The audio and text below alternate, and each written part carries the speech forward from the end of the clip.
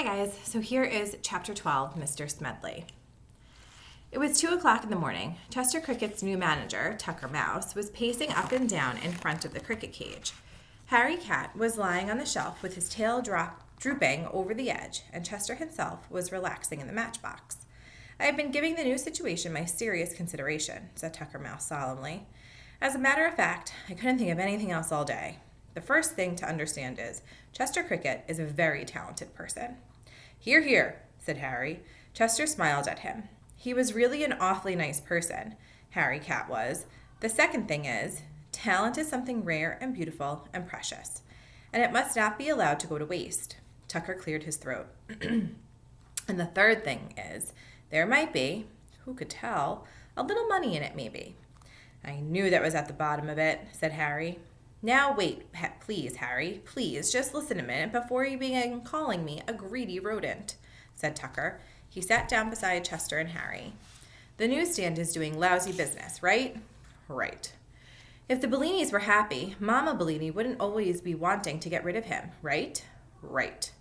She likes him today because he played her favorite songs, but who can tell how she might like him tomorrow?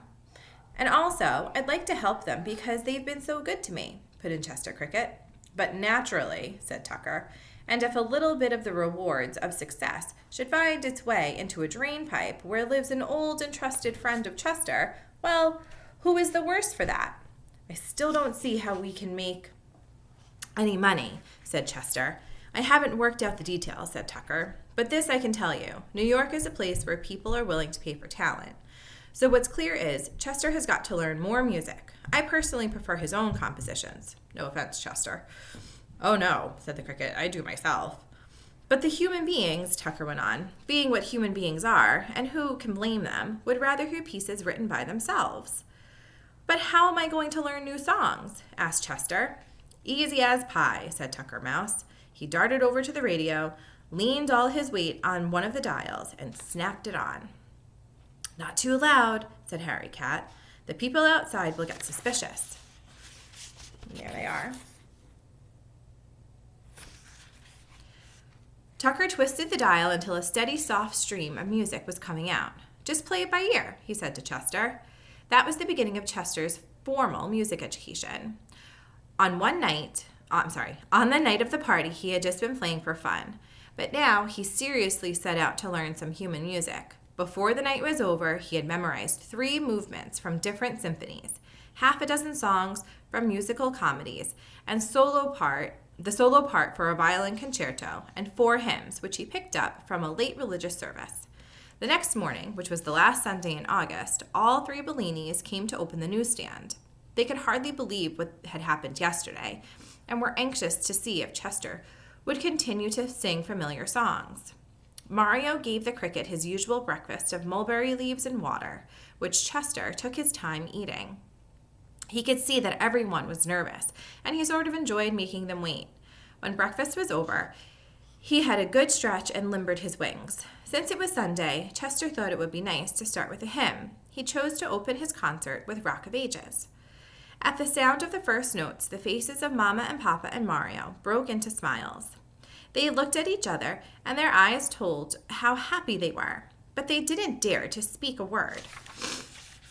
During the pause after Chester had finished Rock of Ages, Mr. Smedley came up to the newsstand to buy his monthly copy of Musical America.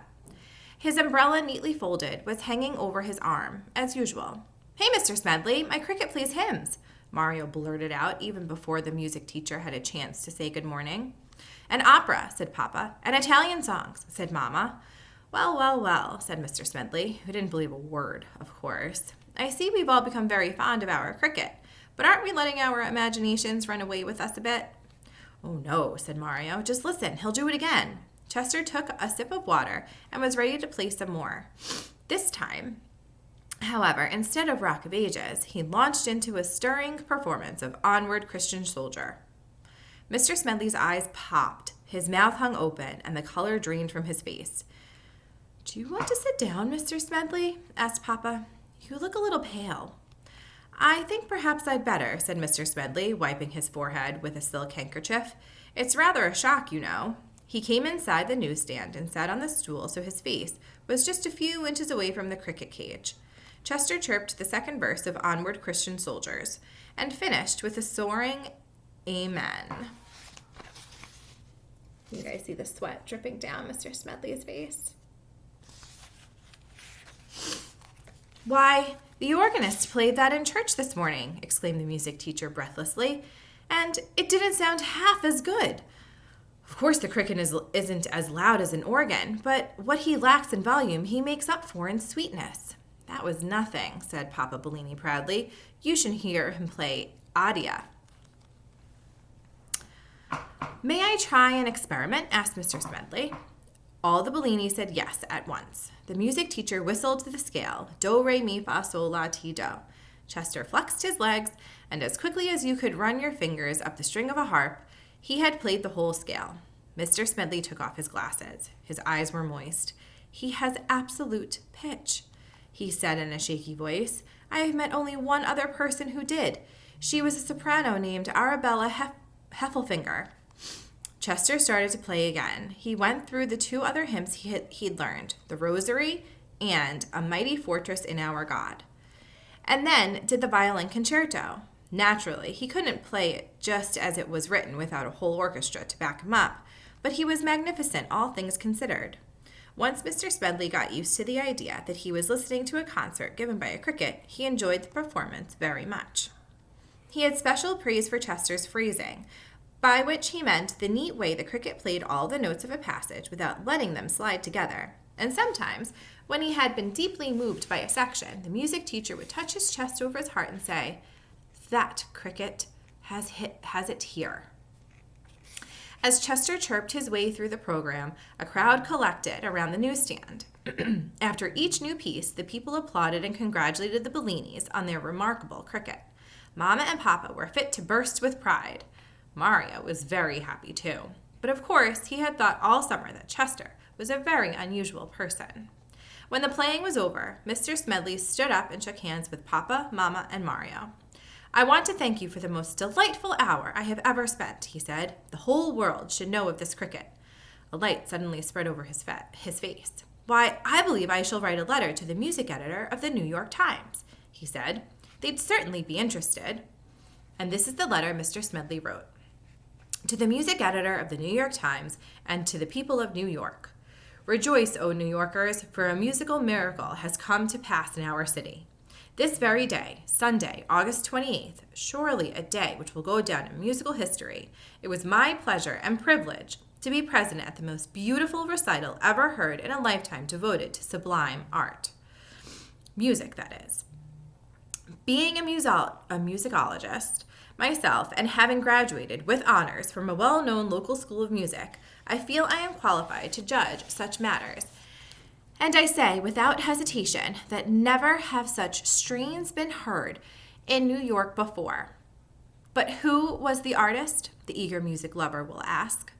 Was it perchance some new singer, just lately arrived from a triumphant tour of the capitals of Europe? No, music lovers, it was not. Then was it some violinist who pressed his cheek with love against his darling violin as he played? Wrong again, music lovers. Could it have been a pianist with sensitive long fingers that drew magic sounds from the shining ivory keys? Ah, music lovers, you will never guess. It was a cricket, a simple cricket, no longer than half my little finger, which is rather long because I play the piano, but a cricket that is able to chirp operatic, symphonic, and popular music. Am I wrong, then, in describing such an event as a miracle? And where is this extraordinary performer? Not in Carnegie Hall, music lovers, nor at the Metropolitan Opera House.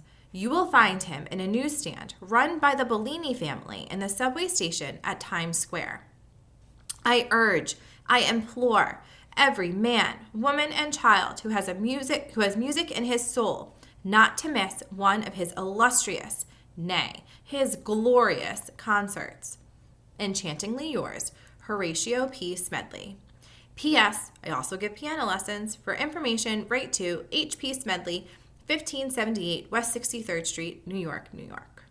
And that's the end of chapter 12.